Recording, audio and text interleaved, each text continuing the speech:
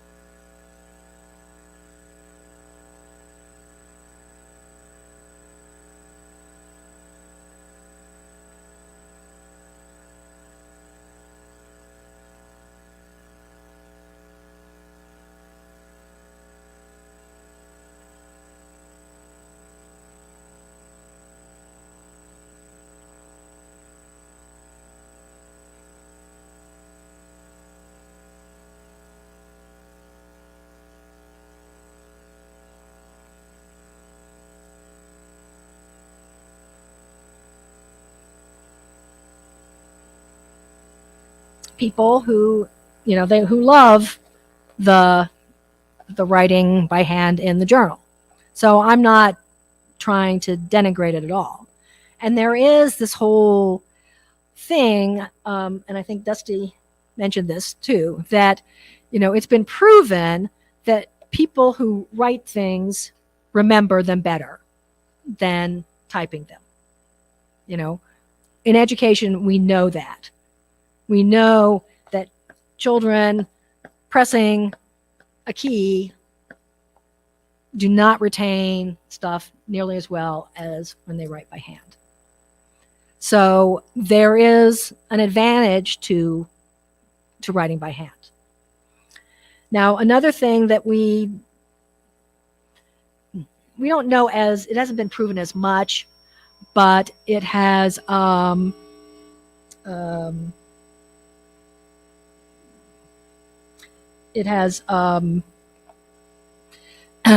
there is research supporting it, is that what typing is good for is less specific memories, but that doing stuff on the keyboard helps to engage both the left and right hemispheres of your brain, so that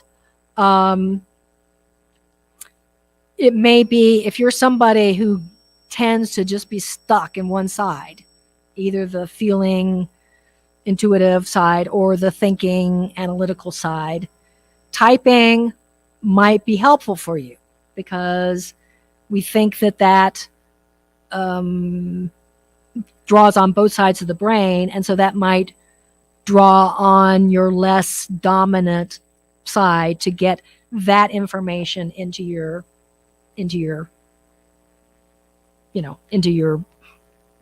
practice. And this is another just belief of mine, is that it doesn't have to,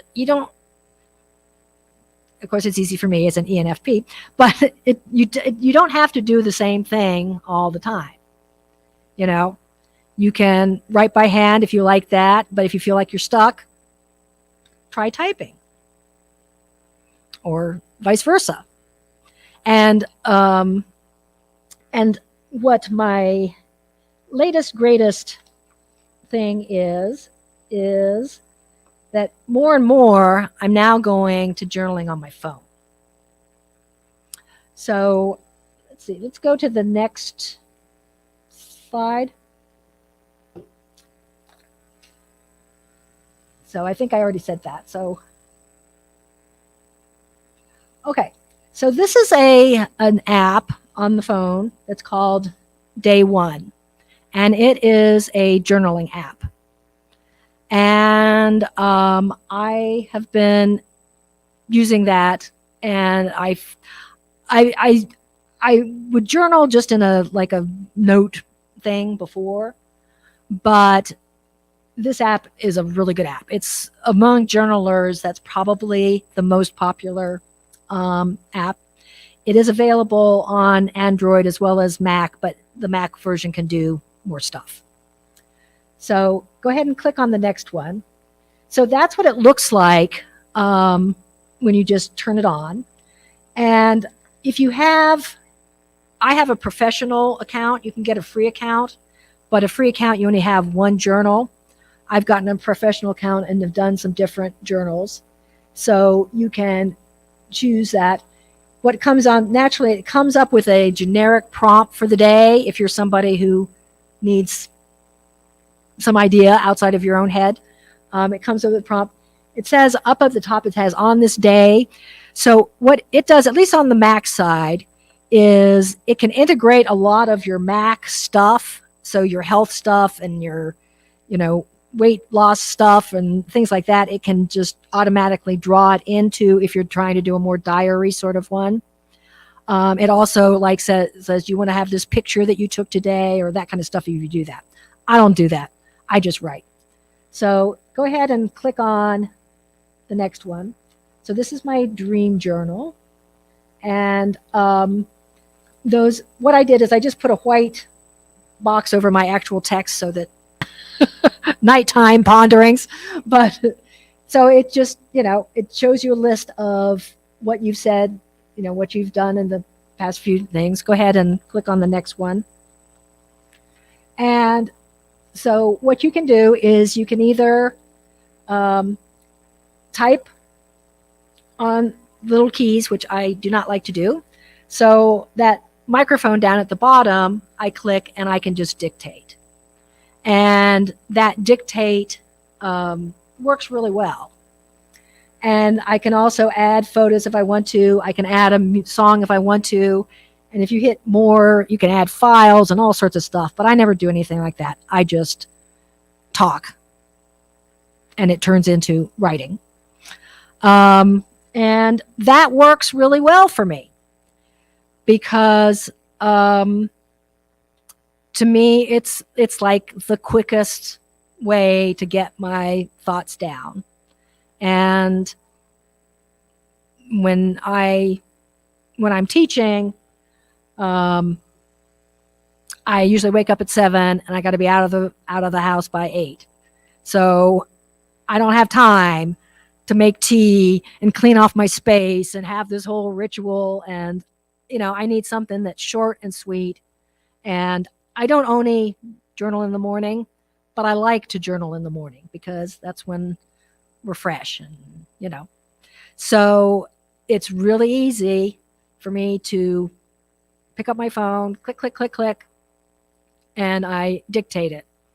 And I do, now one of the reasons it may work for me is, number one, I'm an extrovert. Extroverts like to talk. And number two, I am primarily an auditory learner. So I learn through sound and I communicate well through sound. So once again, if that's not your learning style, it may not work for you. But what I'm just putting out is I really encourage people, if you've struggled to get a regular practice, to try some different techniques and see if a different way works better for you. Let's see. So I think that's all right. Any questions about that? All right, go ahead to the next one.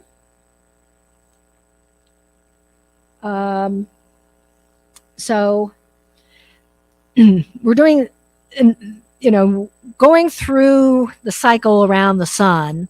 We have different seasons, and the different seasons have different energies.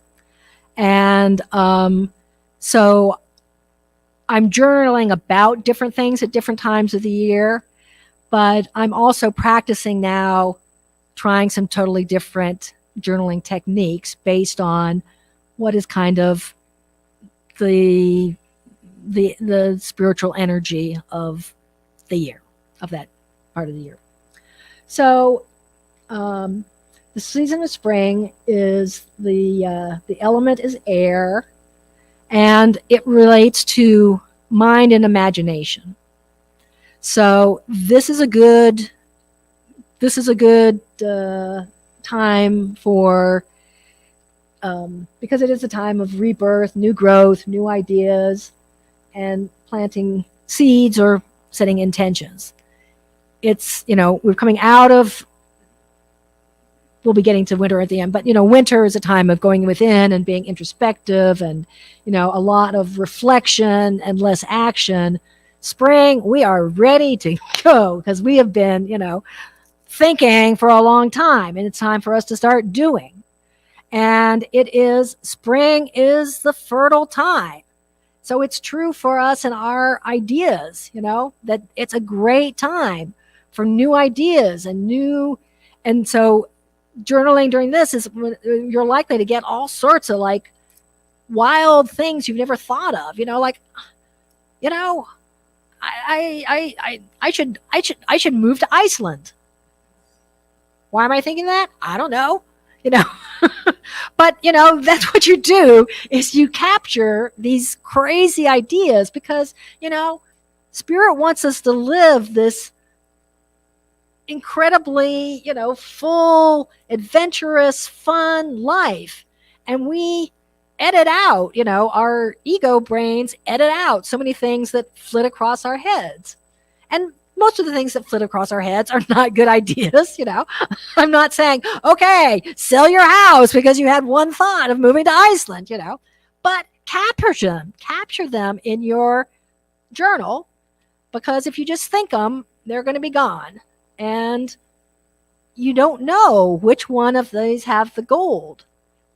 That's the time of spring. It's just like using your imagination, using, what are my dreams? What would be really cool this year that I've never done before? So maybe I don't move to Iceland. Maybe I go to Iceland. Don't take everything as set in stone. But if you don't write them down, they're gone. And, at some time you want to, during this, you want to actually set intentions. So you sort of sort through all of these ideas and it's like, oh, well, what's a good idea? What's not such a good idea? Yeah. Oh, it's really hard to get a visa to visit or to live in Iceland. Maybe not such a great idea, But what was the genesis of that? I wanted to have an experience I never had before, maybe. Or, I want to experience living in the cold, or, I'm drawn by the aurora borealis. So maybe, light and color is a theme for me this year. That's the whole thing. When you capture it, then you can spend more time figuring out what the real message was. But spring is a time where you should be dreaming, you should be looking for input outside, because with winter, we tend to be solitary, we're indoors, we're doing a lot of self-reflection, So spring is a time where we need input from the outside. We spend enough time, mining our own thoughts and feelings, and that's important work. I'm not saying it's not. But by spring, that's a time when you want to start getting new ideas, new input. And so go ahead and we're going to go to our first journaling technique. And this is one of my favorite tried and true journaling techniques. And that's when you have a card deck and you draw a card from a card deck. So it doesn't have, you're not working on your thoughts or your, it's that you're going to get some kind of new information by drawing a card. And then you draw the card, you have, your little guidebook who tells you what it is that, this card supposedly means. And you read all of that. And then you meditate and say, okay, what does that mean for me? How does it relate to what I'm dealing with?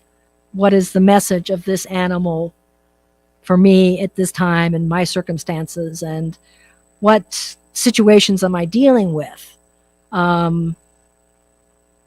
Squirrel, and I'm failing my class in college. Okay. What is squirrel? Am I being squirrely? Am I leaping from limb to limb, or have I gathered all these nuts, but I've forgotten where I've buried them. So now I can't pull them together and get my, my essay done. Or, you should just sort of like brainstorm or journal storm. What are all of the possible meanings and significance of me drawing this card on this day?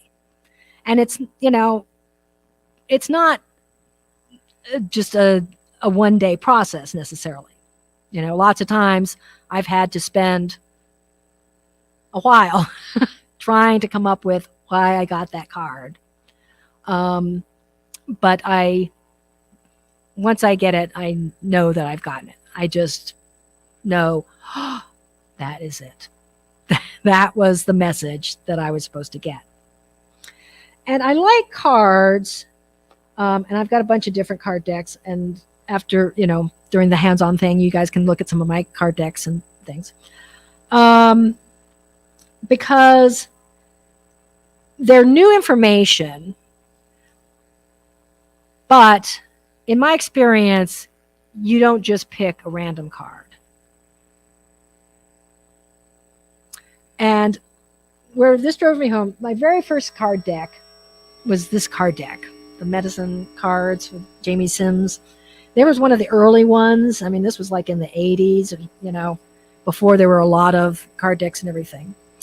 And the man who's now my husband, but he was my boyfriend back then, he and I picked a card really regularly for close to a year. Like maybe once a week we would do it. And eventually he refused to do it anymore because every time I picked a card, I would get bear, eagle, mountain lion, bull, not bull, but, moose.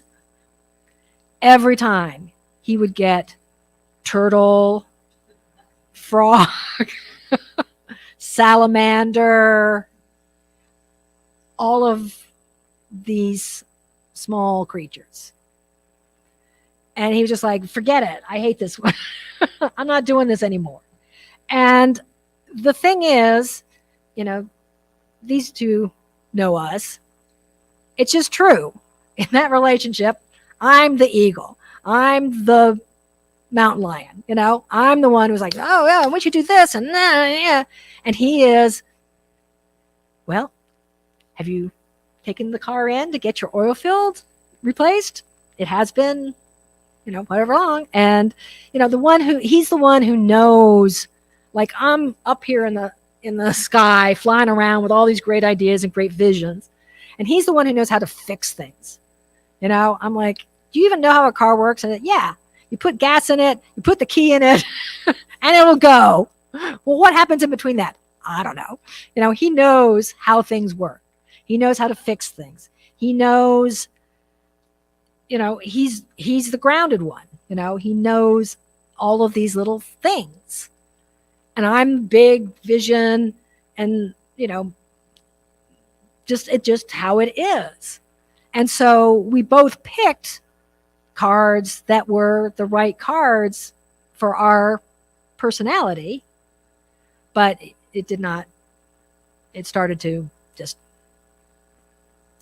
push his ego too much. But he did find, and he later on studied with a Blackfoot Native American teacher. And in the Blackfoot, the mouse is perhaps the most sacred animal. So but that was 10 years later. So, and that is the point, is that you need to not let your judgments or your reactions to the card block you to its message. So, there's no right personality style or wrong personality style. There's no right learning style or wrong learning style. And it's not like there are good cards and there are bad cards. Every card, just like everything on the planet, has its good aspects and its bad aspects. And, where would the hawk be if there weren't mice for the hawk to eat? No mice, no hawks. And that's not true, that if there were no hawks, there'd be no mice. So the mice would be fine without the hawks. The hawks are the ones who need the mice. But, depending on what the card, I get cards and, my immediate thing is like, ugh, I don't want this card. So I'm not saying you're not going to negatively react to some of them. And especially then when I read the message, like, oh, I really don't want this card. But I have to be open to, well, if that's the message from the divine, I cannot like it as much as I want, but guess what? I'm going to have to come to grips with this because I'm not in charge. And it's for my good. So, and a lot of that is stuff that's making us, look at our shadow side. Oh, no, I don't want to go to the shadow side. We got to go to the shadow side sometimes. We are only a healthy individual if we can integrate our shadow side with our, the shy side that we're happy to show the rest of the world. And it's all who we are, So this is, to me, is a great way to get some new, and it's an easy. I usually just pick one card a day, and do the card. And what I wanted to show you is now there is a marvelous new app where you can do all of this on your phone again. So if you find that the phone works well for you, I have the app for you. And it is called Deckable. So go ahead and do the next slide, I think. Deckable. So, oops, no, go back. Oh, wait a minute. Oh, you got the old one. Oh, dear.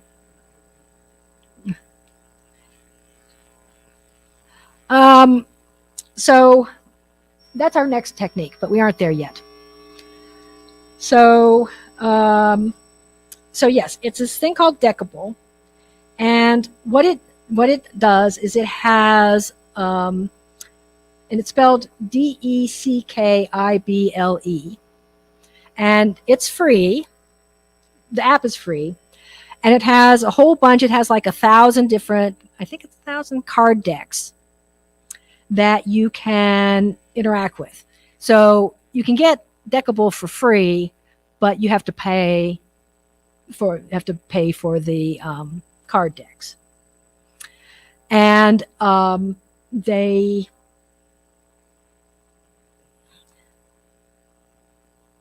so it when you get on it, it has all of your card decks that you've bought up on top. So some of the ones I have a tarot therapy deck. I have a traditional tarot deck. I have a journaling card deck. So I have card decks that gives me prompts for journaling. I have the 25 most popular TED Talks, the Deck of Ways launch deck. So you've got a whole bunch of different decks, and what you see is on your screen, you'll see what cards you've picked lately. So so I can go back and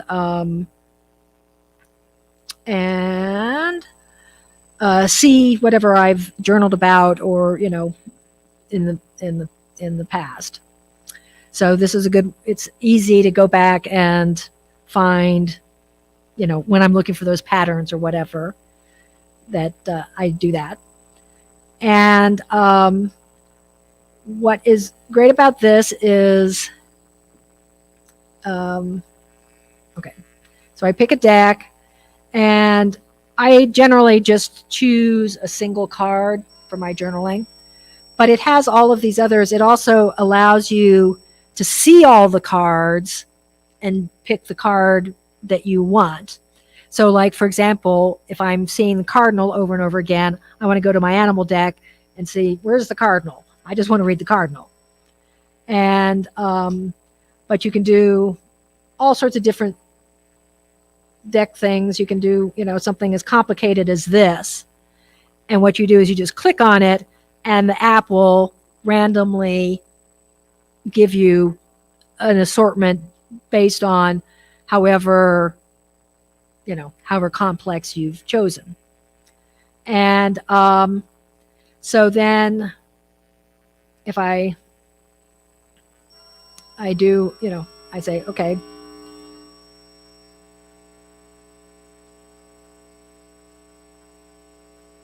I just want a single card.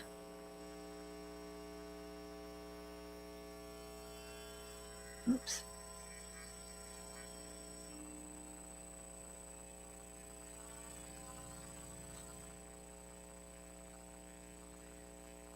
And, well, let me just do one whatever. So, like this morning, what is going on here?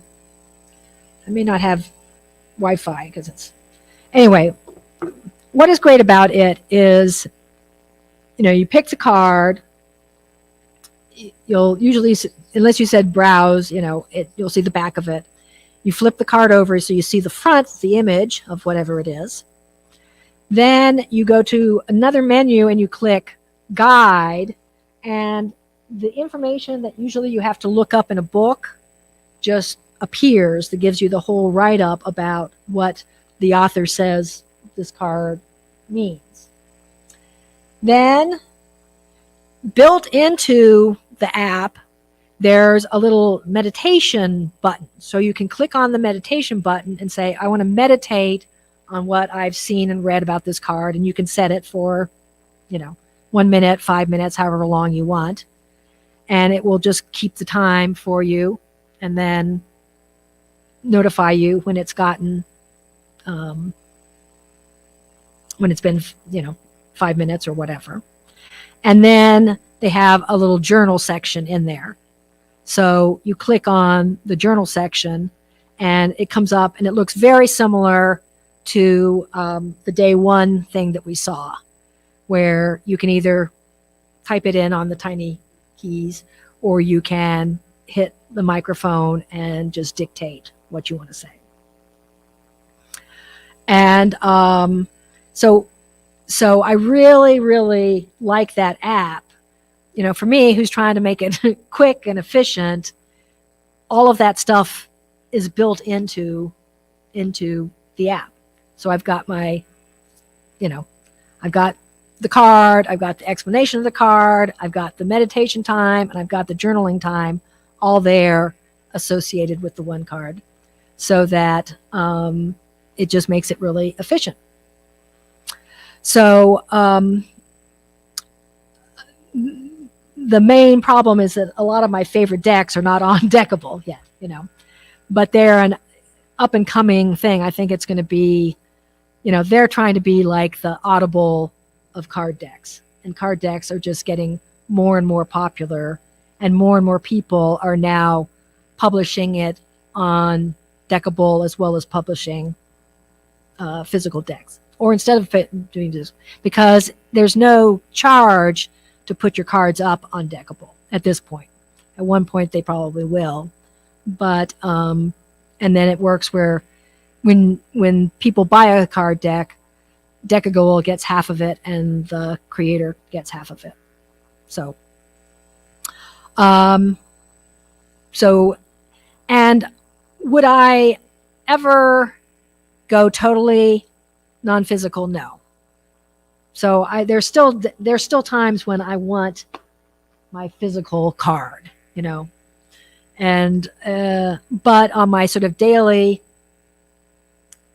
let me get this down, let me get this done, it's a great thing. So I do, like I say, I don't do anything 100% of the time. That's not me. I like trying different things. And I don't know, different days I'll be like, nope, I really want this deck. I don't want one of the Deckable decks. But I still tend to journal about it on my phone more and more. However, I will say, for me, if I get a big aha after I've recorded it, then I usually go to the computer and I start writing it. As there's something about that for me, that once I get a big insight, I want it written in big computer stuff and put in my notebook. Yeah.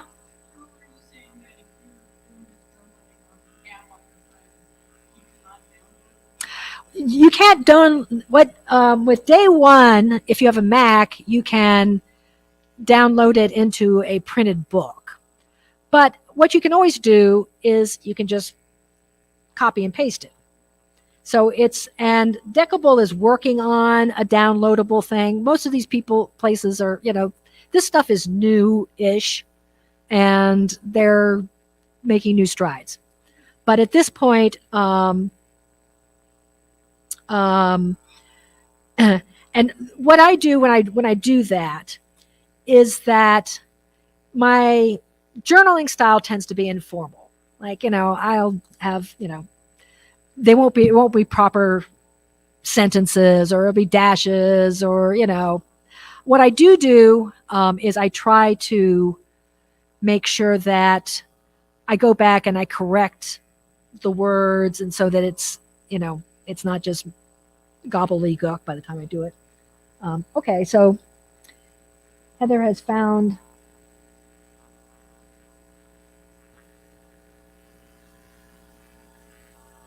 the other deck. So yeah, that's the opening screen, and where the decks are up there. Then this is where I picked the tarot. This is a tarot deck where it uses natural things. So it uses cyclones and forest fires and ocean waves and stuff like that. So it felt like a good match for spring to me, because so then you click start, and it okay, go to the next one. Oh, this is where I was just showing you about all the different kinds of spreads that you can choose. Go to the next one. So that's the back of what that particular deck looks like. And it says flip there. When you hit flip, yeah, it says flip. So then it flips over and it shows you what this is. So this is trade winds, the 7 of air trade winds.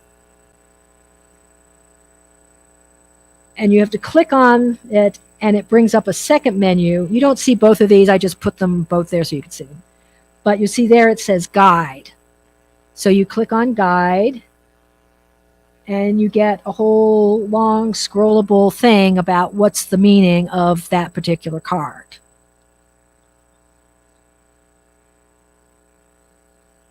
And then go to the next one. So then I go back, and now you can see at the bottom, the farthest one says journal. The second one from the left says meditate.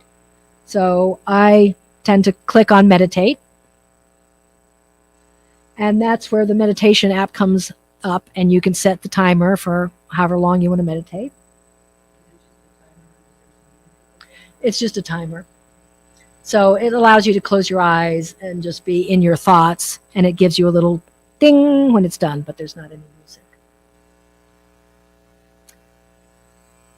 And it says, okay, you're done. You go back to the card sort and go ahead. And so this is the journal thing.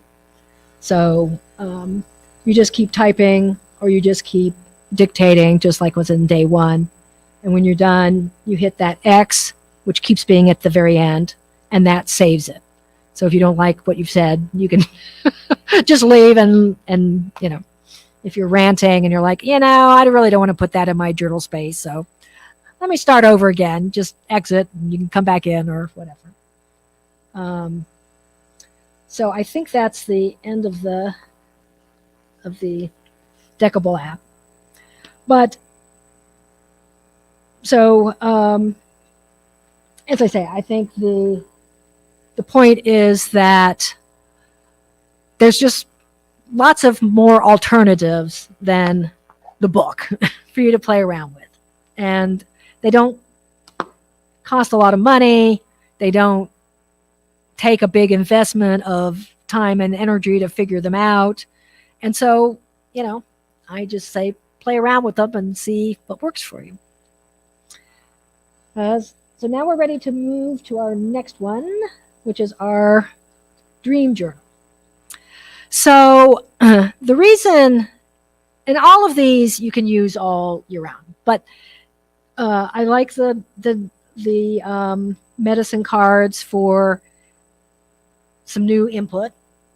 The reason I use the dream journal in the spring is because spring is related to the mind and the imagination. So so dream journal. So dreams are how your subconscious communicates with you, and there are different theories. I happen to agree with Carl Jung, and Carl Jung said that we have three aspects of our brain. We have our conscious brain, and that's all of the things that we know that we're thinking. We have the unconscious brain, which is all the things that we don't know that we're thinking, and that's sort of the place of those hidden beliefs that get in our way, the shadow side that we don't want to deal with, so we just let it hang out in the unconscious. But then there's also a subconscious, and he believed in a thing called the collective subconscious. And he said that part of the brain has symbols and archetypes and recurring plot lines, recurring characters that every human being has, regardless of culture. So, you go all over the world, that kind of 8-figure or this way usually means something like infinity all over the world. And he said, we share this, these common symbols. This is why spirit tends to speak to us, not just like, go work for Merrill Lynch, why spirit speaks to us, because that is where the subconscious brain works and where those live. And to me that seems like the God brain, that part of the divine that is in each part of us. To me, that's where the divine is in our brains. So dreams are when our subconscious is trying to get the attention of our conscious mind. So for Jung, dreams were like an incredibly important thing to keep track of. And so the dream journal has been very powerful for me. But it is something that your experience may be different, but for me, if I don't capture it right away, it's gone. And even when I'll wake up in the middle of the night and I will have had a dream, and I'll really think about it and and try and embed it in my brain. And if I go back to sleep again, I wake up in the morning, I have sort of a vague recollection, but and even that's helpful. But the best thing to do is to, and that's why journaling in bed works really well for me when I'm trying to do dream journals, So just because and I'm pretty good. I've gotten to where I'm pretty good at remembering my dreams. So a lot of people have difficulty with that. And part of that is setting an intention when you go to sleep.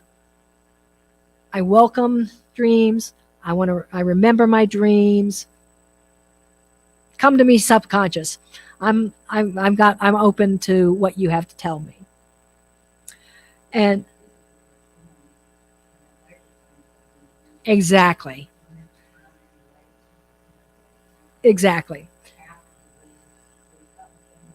Right.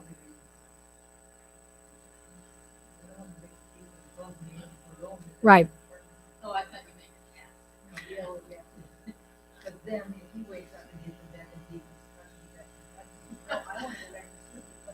Right. So that is the dream journal. And if you look at if notice, like I've got 30 something entries in my my dream journal, and fewer in my other journals. And it is the kind of thing, it was a whole different thing when I was younger and I had a child who, I had a husband and I had a child, and other people might be in bed, which at that point, for that one, I did have a little handwritten just dream journal that I would write so I wasn't disturbing other people. But, my son's in college, my husband's retired and spends most of his time at our other house, so I can just jab away. But but sometimes I have made it where I just get out of bed, we have a bathroom that's adjoining our bedroom, so I can run into the bathroom and do it without losing it. But I have not had the mental capacity to put it off and still remember it but even remembering something again is a clue, and and that's why it's kind of good to try and do a few different ones. Like if you're a brand new one, I wouldn't go crazy and try and do as many journals as I've been doing, mostly because I've been trying to gear up to be able to give you guys, the best information about this. But even I, on a regular basis, don't do all of these journals every day.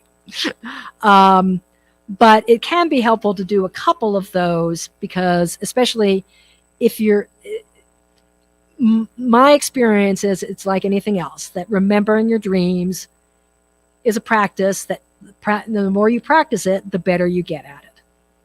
So you don't get frustrated just because the first week you don't remember any of your dreams. The second week, if you're actually doing this, if you're really actually saying, okay, I want this, I commit to, remembering my dreams, it could take a while. And then it may be that you just get sort of glimpses, but glimpses are good. Glimpses are clues. Then the better you get at it, the more clues that you get.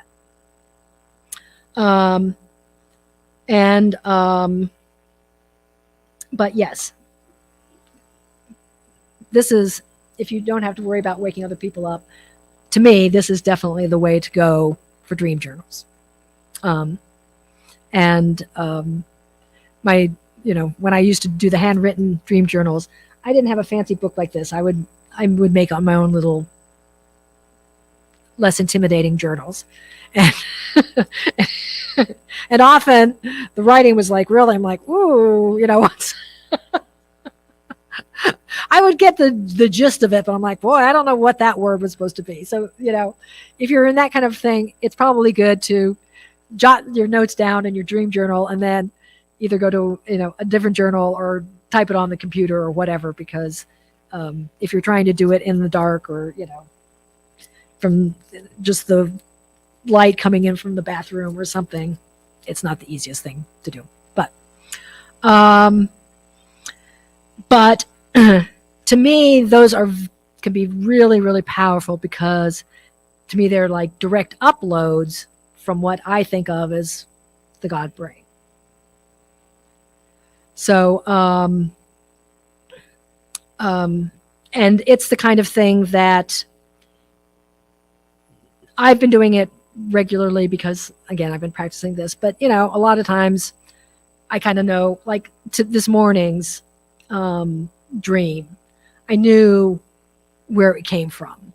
It was, and because it was kind of, it had to do sort of with it. Sometimes you just know your brain is just processing something that you were dealing with the day before or whatever, and it's not a big insight thing. Then other times it'll be, okay, this is major. So, but it doesn't necessarily have to be a daily thing.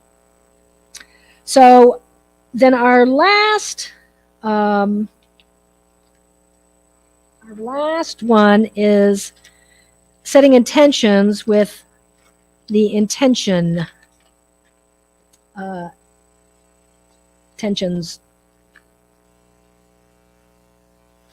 And this is using a process that's known as the Wheel of Life.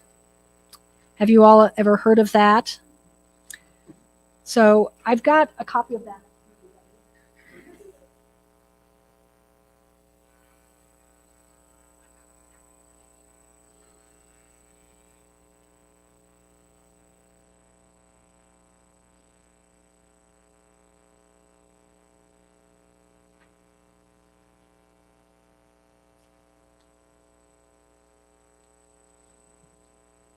So this is a kind of a tool in the coaching world and self-improvement world and things like this about the idea of that we want to get to where all cylinders are firing and we're living at a level 10 in all areas of our life. But for most of us, that's not the reality right now. So with this, what you do, and this is something where you should, you do it. This is not like a daily tool. This people will do on a yearly basis, on a monthly basis. I would do it on a quarterly basis about, going with our seasonal theme. And you just say, where am I in all aspects of my life?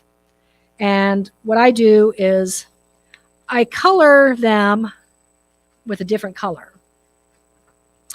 And so, where I am, so, this would be blue, or this would be green, or this will be peach, or whatever.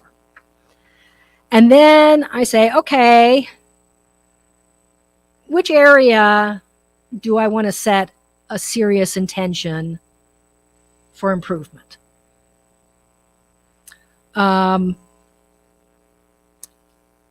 And sometimes your thing will be low, but you know why it's low. Like if you're recovering from an illness, health is probably not going to be a 10. But if you have a broken arm, you got to just live with a broken arm until it heals. So that's not necessarily something that, just because it's low, it may have a reason why it's low that you understand, and it's not something you want to address right then. Or just because it's, at an 8 or a 9, if it's something that you're really intense about and you want it to be a 10, then you could choose that. But, so you pick an area that you want to do. And, this I don't have for you, but I will be sending this to you. So I have a series of prompts about, okay, if I want to make an improvement in this area, what are some ways I could? Okay. So of those, which 3 will I actually seriously consider doing? Out of all of the zillion things I could do, what would I consider doing? Well, okay. What am I willing to commit to in this area that's specific? Again, what's likely to come up for me? Do all of that before you start on your intention. So I have sort of a 2-week process of going through so that before, the whole idea is to set you up to win, because you've been clear about, it's not just a off the top of your head sort of thing. You're clear about what you've chosen, why you've chosen it, what's likely to be an issue for you, and you're prepared to, the intention journal is just for setting the eternal. The judging how far you get is a whole different sort of process. But the idea is that you've really thought through this intention. So for me, I didn't do this whole process for this, but one of my lowest ones was health, because so this was back in, February or March, and I had bad lung problems. I have asthma as an ongoing thing, but I had lung stuff that was bad enough I had to have prednisone twice in 3 months, and I haven't had prednisone in years. So then Amy came up with her thing about doing this detox diet, and her tagline was, "Your health is your wealth." And I'm like, oh, okay, my health is not my wealth at this moment in time. So, and this came up, so I didn't go through the whole process of all the things I could do, but I did say, okay, is this something that I can be committed to? Is this going to serve me? How am I going to sabotage myself? But go through this whole process beforehand, so you're prepared. So once you get started, you're already looking like, I know I'm going to want to do this. Or I know I'm going to want to, so that's really the process of the intentions journal, is to make some specific intentions and set yourself up to win with them. And so our mindful art practice for the spring is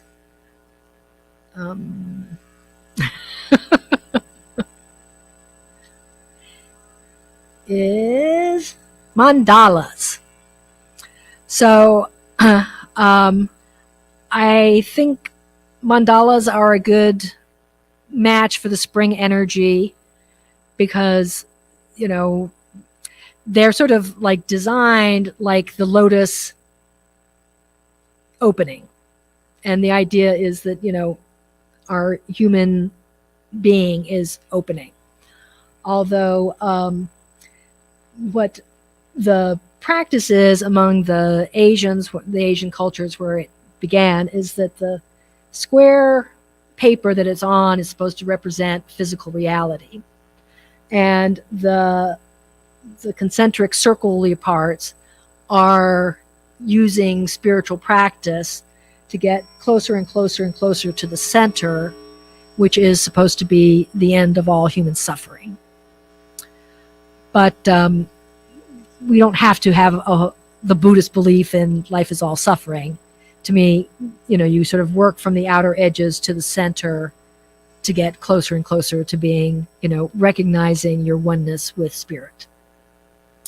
So what you can do with this is that, one thing you can do is you can use coloring sheets as a way to get clear on your intent on your practices and things. So this is one thing I did. So here I colored this mandala, and this was based on the Wheel of Life that I did. So the stuff that I had higher up, I put on the outer rings because I felt like they're doing pretty well. I don't need to, I need to continue my practice, but I'm less concerned about them. And then the ones that I have closer to the center are the ones that I'm really looking for more improvement on. So in this one, green was my health one. So I used the center one to be spirit itself, and then the one that I was most concerned about was working on some health stuff. But you could do it the other way too. You could, the whole idea is,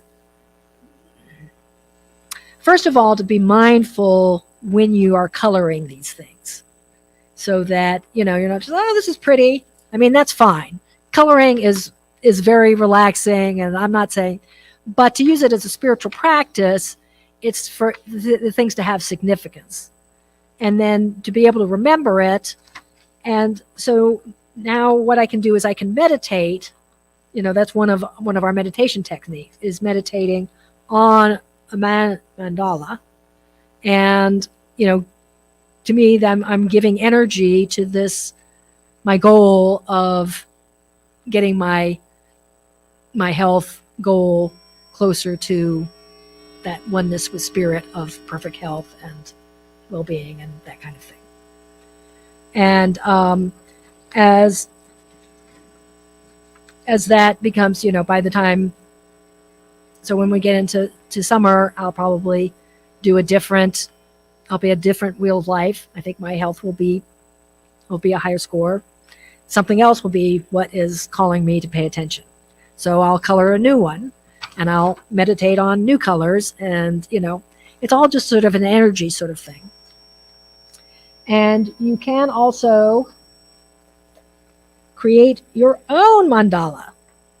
So this is one that I did, and this was not for a specific intention or something, but if you're doing your own, you should sort of pick a significance to the shapes that you put in them. So one of the big symbols, a lot of the stuff in the traditional Indian mandalas they have special meanings in Hinduism or Buddhism, but one of their big ones is sun, as being sort of the energy, the life force of the universe. So I put a sun in the middle there. And then I did these squirrels, but to me, they reminded me of butterflies. So that was transformation for me.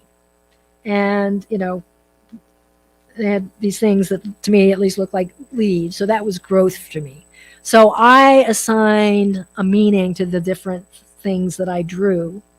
So I'm going to go ahead and color it and make it look prettier and everything. But I wanted to show everybody how you can do this. You draw, 4 lines that bisect everything into 8 different sections, and just do these concentric circles going out. And I just freehanded it. But over there, I do have one of those circle maker things, if anybody wants to try making a mandala here this afternoon, using the actual circle maker thing. Spiral. Oh, maybe it's a compass. Yeah, maybe it's a compass. Because I kept thinking protractor, but the protractor are those half circle things.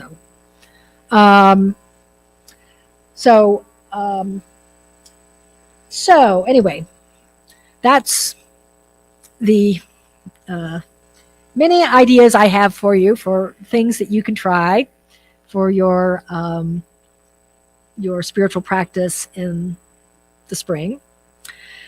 And I'll just end with a story about how this has worked in my life, because what I know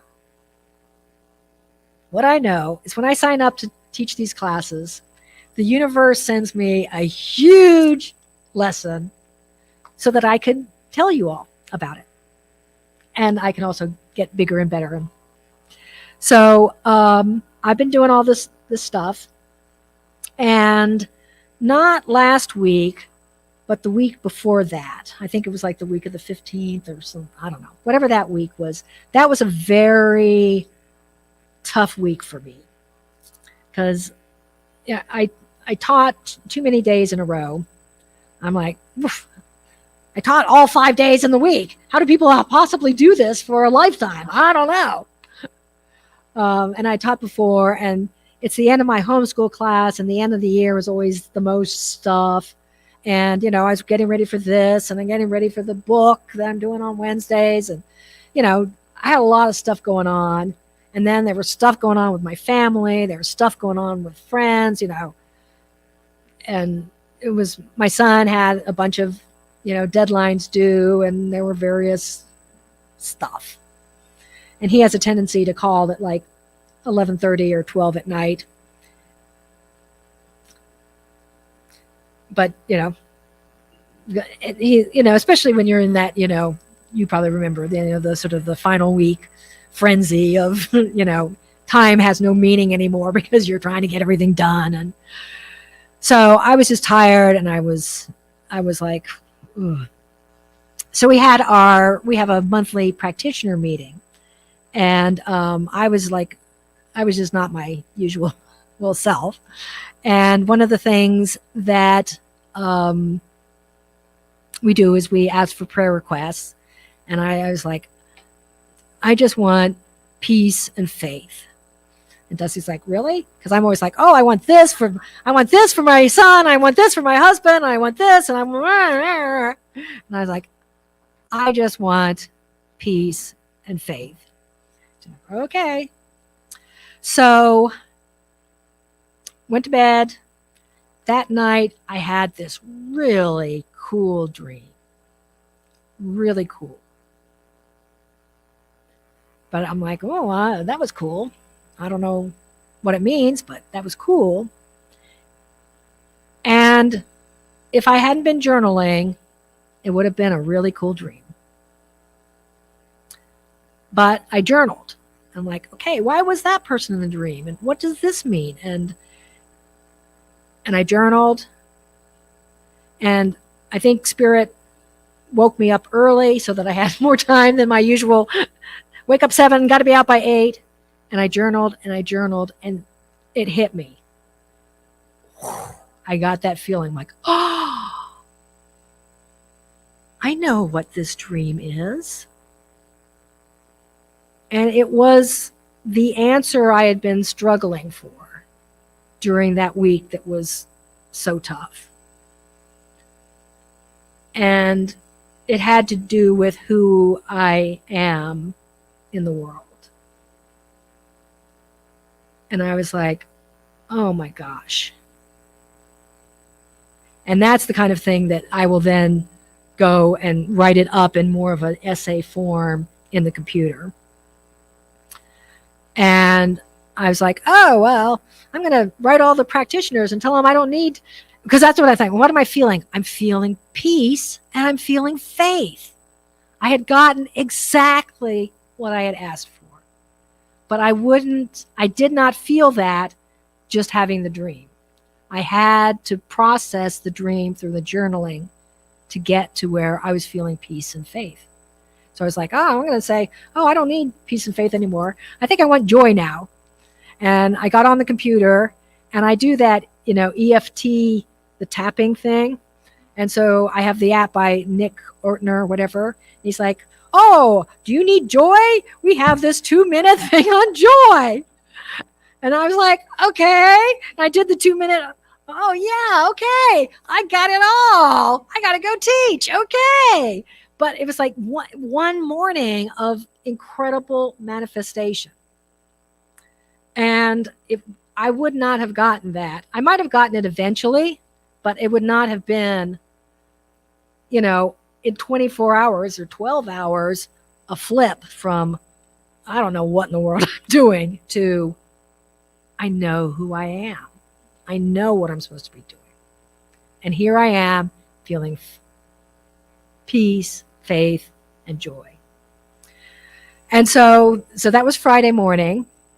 My Saturday morning routine is to go to the farmer's market. I'm a devoted farmer's market person. And for the first time ever, there was a hawk that was flying above the farmer's market. So I see hawk almost all the time. And hawk is vision. And I'm like, yes, you're right, hawk. I'm back in my vision. Thank you. And I came home and I pulled one of the cards from this deck, which is the Wild Messengers, which is my favorite of all these decks. And for the first time ever with this deck, not with other decks, I picked this card, which is the Sun card and the Eagle card. And so an eagle is empowerment. So I have vision all the time. But this whole thing suddenly empowered me to a new level of being in the world. So, now I'm not saying that this is going to happen to you next week. I've been working on this a long time. But that's what happened to me 2 weeks ago. And, you know, this is why I'm committed to it for myself.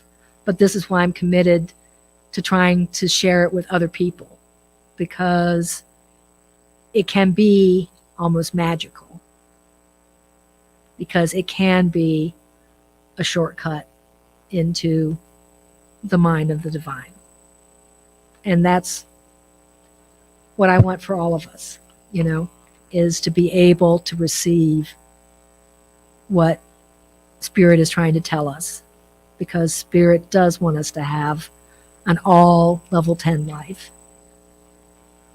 And for me, journaling is a great way for me to get in sync with the messages that the divine has for how I do that. So I hope that this has been useful for people. And now, if you want, we can go over and do some crafty things over there, or you can see my resources over here, or we can answer questions. But unless there's any last minute